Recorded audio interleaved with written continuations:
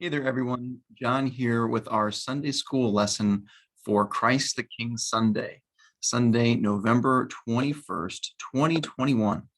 And I have a few slides for us today to help us have a visual and hopefully make the lesson more engaging for us all.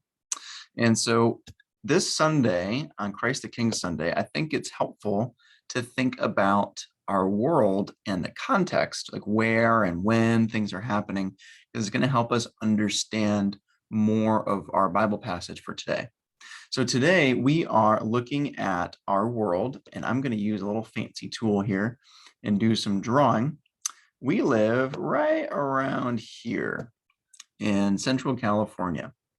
Our story for today takes place way on the other side of the world in Israel, in the city of Jerusalem.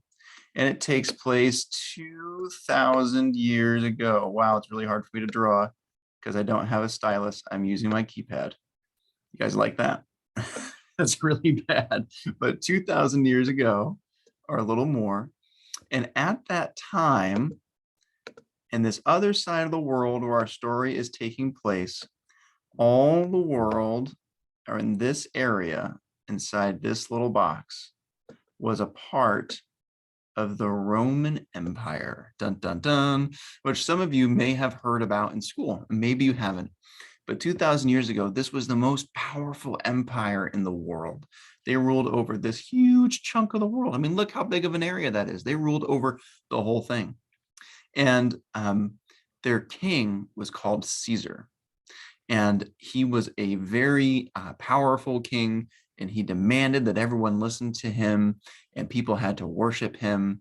And so that's important for us to understand, because today we're going to see one of Caesar's leaders. So under King Caesar, there were leaders over various areas of his empire. These aren't the actual areas, but you can imagine little areas of the empire. And there were leaders or governors in these little areas. And the leader in the part that Jesus lived in was named Pilate. And Pilate has heard that people are saying Jesus is a king. Now, this might seem to be a problem. And why is that? Well, do you think a king would like someone else calling themselves a king within their kingdom? I don't think so, right? If you're a king and then someone within your kingdom is like, actually, I'm a king, are you going to be too happy with them? No, because you're like, hold on a second, I'm king, right? And so we're going to see Pilate, remember Caesar's ruler within Jesus' part of the Roman Empire, asking Jesus if he's a king. And he's worried about whether or not Jesus is a king and wondering, is this going to have to come to some kind of conflict? Is there going to be some kind of war? What are we going to have to do about this guy, Jesus, who is saying he's king? Well, that's the conversation that we walk into in our scripture for today. And our scripture for today says, then Pilate entered the headquarters again and summoned Jesus and asked him, are you the king of the Jews? Are you the king of this part of the Roman Empire? Is that who you think you are, Jesus? And Jesus answered, do you ask this on your own, or did others tell you about me? So Jesus is wondering, Pilate, is this really your question? Or have other people asked you to ask this about me? And Pilate replied, I am not a Jew, am I? Your own nation and chief priests have handed you over to me. What have you done? Jesus answered, my kingdom is not of this world. So Pilate has asked him if he's a king, and Jesus is asking some questions, as he always does. And then Jesus says this interesting phrase, my kingdom is not of this world, which would imply what? Jesus has a kingdom. It's just not of this world, not from this world. If my kingdom were from this world, my followers would be fighting to keep me from being handed over to the Jews. But as it is, my kingdom is not from here. Pilate asked him, so you are a king? Jesus answered, you say that I am a king.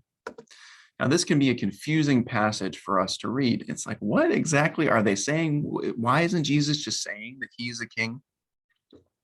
A lot of it is because what we have here in English was written down a long time ago in another language, and it doesn't translate very well into English. But when you look at the original Greek text, Jesus really is saying that he's a king, just not in the way Pilate understands a king to be. Pilate thinks that a king One second, I've got a picture for you. Pilate thinks that a king is really like a warrior king, something like this here. A king is like Caesar, someone who uses force and armies to conquer people and uses them to get money and power, and that it's a kingdom over a particular part of the world, and that it's achieved through violence and warfare. That's what Pilate is thinking of when he's thinking of a king. And so really, if we were to understand this conversation, if we were to have this conversation today between Jesus and Pilate, and they had it in English, Jesus would be saying to Pilate, yeah, I'm a king, just not the way you think of a king. Now, Jesus as king, he's king not just over one particular area of the earth. Jesus is king over the whole universe. Jesus as king doesn't bring people into his kingdom through violence and force like Caesar or other kings. Jesus brings people into his kingdom through love and mercy and inviting them to receive salvation. Jesus' kingdom isn't about getting money and land and power. Jesus' kingdom is about love, joy, peace, patience, kindness, goodness, gentleness, self-control. And so we see Jesus really is king. He's king over all the universe. But his kingdom is very different. And for right now, it's a spiritual kingdom that exists within his church. And one day his kingdom will be completely visible and really seen in the world when Jesus returns. But for now, his church has the mission, we have the mission of spreading the reign of his kingdom into the world by sharing the good news of Jesus and what he did for us through his death and resurrection, and by living with kingdom qualities or kingdom characteristics, the fruit of the Spirit, all those things I just listed: love, joy, peace, patience, kindness, goodness, gentleness, and self-control. I think I got them all. And so what we want to consider this week is to remember that Jesus is our king. And how should we live before a king, particularly one like Jesus, who is a perfect king and is king over all the world? We should listen to him and do what he's asking us to do.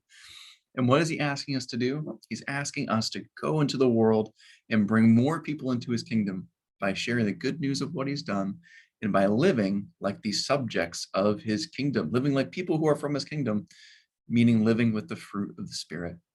And so I want to encourage us this week to think on that and pick one fruit of the Spirit that we're going to focus on, and pray that Jesus would help us to grow in that area of our lives, and pray that Jesus would help us to understand that he is our one true king.